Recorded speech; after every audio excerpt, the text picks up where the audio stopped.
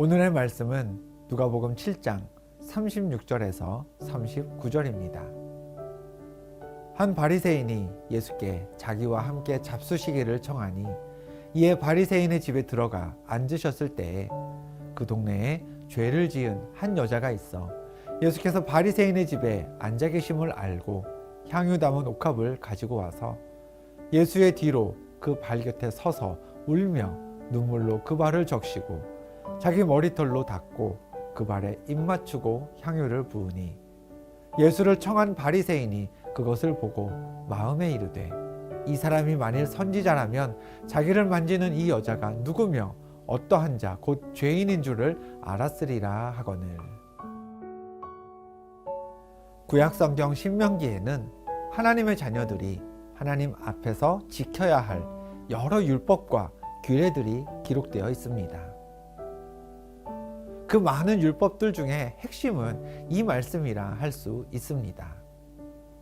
너는 마음을 다하고 뜻을 다하고 힘을 다하여 내 하나님 여호와를 사랑하라. 이 말씀이 끝이 아닙니다. 신명기에는 여호와 하나님을 사랑하라 라는 말씀이 여러 곳에 기록되어 있고 모세시대의 율법을 반복해서 가르친 여호수아서에서도 하나님을 사랑하라는 말씀은 어렵지 않게 찾아볼 수 있습니다. 그런즉 내 하나님 여호와를 사랑하여 그가 주신 책무와 법도와 규례와 명령을 항상 지키라. 내 하나님 여호와를 사랑하고 그의 말씀을 청종하며 또 그를 의지하라. 그러므로 스스로 조심하여 너희 하나님 여호와를 사랑하라. 그런데 이와 같은 말씀들을 읽다 보면 의문이 듭니다. 하나님을 사랑해야 하는 것, 그게 옳고 또 그게 좋다는 사실이 머리로는 이해가 되고 잘 알겠는데 사랑이란 게 이해한다고 해서 하겠다고 해서 가능한 일인가?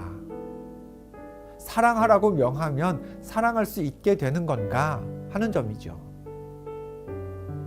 사람 사이에서도 그렇습니다. 억지로 사랑하라고 해서 아무 감정도 없던 사람 혹은 싫어하던 사람을 갑자기 사랑하게 되지는 않습니다. 반대로 문학작품이나 영화를 보면 상대를 사랑하면 안 된다는 사실을 머리로는 잘 알지만 그럼에도 사랑에 빠지는 사람들의 이야기를 접하게 됩니다. 로미오와 줄리엣의 경우가 대표적이겠죠. 이처럼 사랑은 사랑해라 혹은 사랑하지 말아라 라는 명령으로는 통제할 수 없는 영역의 문제입니다.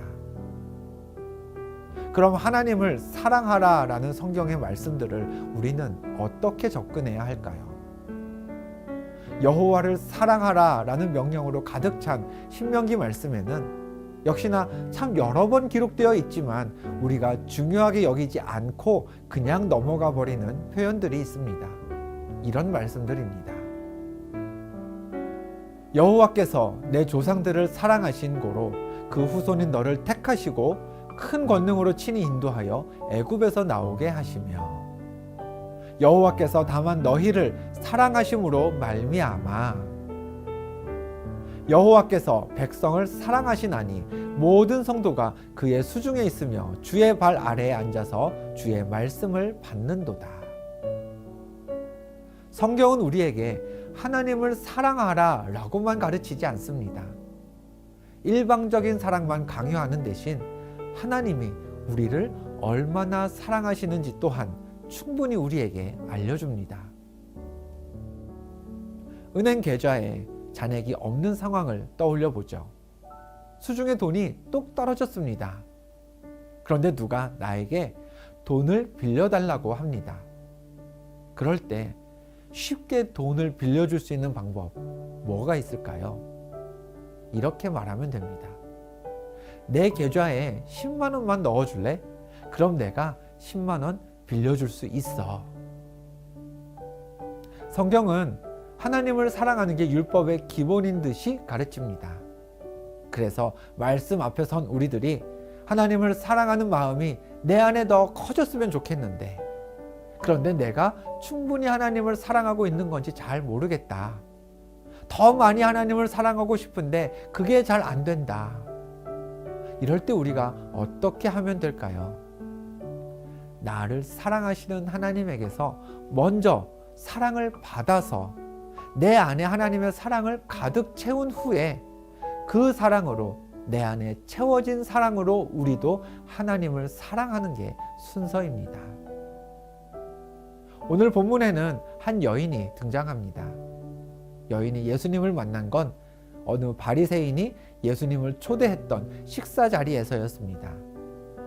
바리새인과 같은 동네에 살던 죄를 지은 여인이라고 소개되고 있는 이 여인은 예수님이 그 집에 있음을 알고 향유 옥합을 가지고서 예수님 곁으로 갔습니다.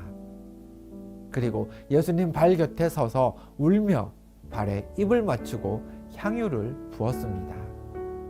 향유를 옥합 채로 들고 예수님을 찾아왔다라는 사실은 여인이 그만큼 예수님을 사랑했음을 뜻합니다. 그런데 여인이 예수님을 사랑할 수 있었던 이유가 무엇인가요?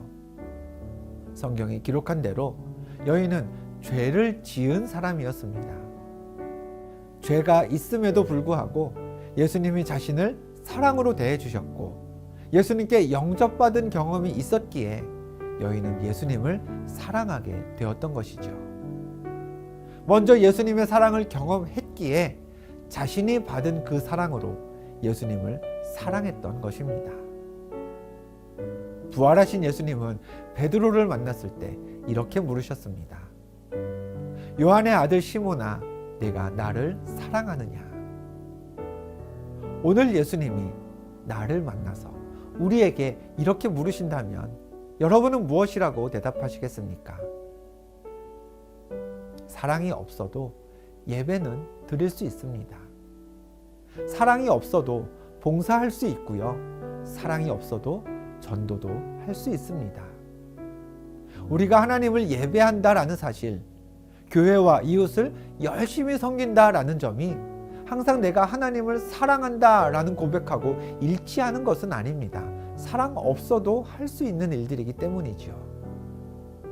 사랑 없이 드리는 예배, 사랑 없는 섬김과 헌신은 그러나 하나님을 기쁘시게 할 수는 없습니다. 하나님이 기뻐 받으시는 예배는 하나님의 사랑에 반응하는 사람들의 예배입니다. 하나님이 칭찬하실 섬김과 헌신은 하나님께 입은 사랑이 너무 감사해서 그 사랑에 보답하기 위해 가만히 있을 수가 없어서 그래서 세상으로 발벗고 나서는 이들의 섬김과 헌신입니다. 하나님을 더욱 사랑하기 원하십니까?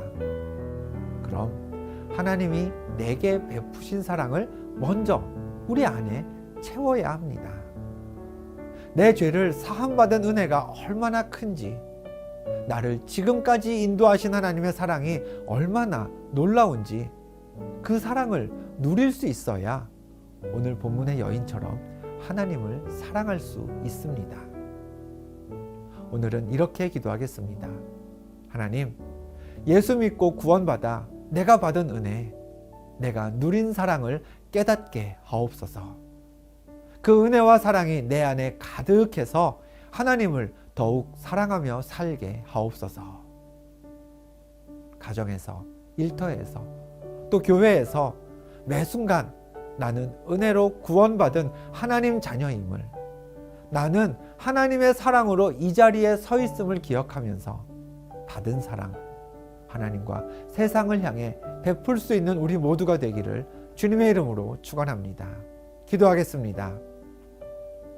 하나님, 하나님께 받은 사랑이 얼마나 큰지 깨닫는 지혜를 우리에게 주옵소서. 넘치는 사랑을 받은 우리들, 그 사랑 하나님께 드리며 하나님을 사랑하라는 신앙생활의 큰 기초 또한 잘 세워가며 살게 하옵소서. 예수 그리스도의 이름으로 기도하옵나이다. 아멘.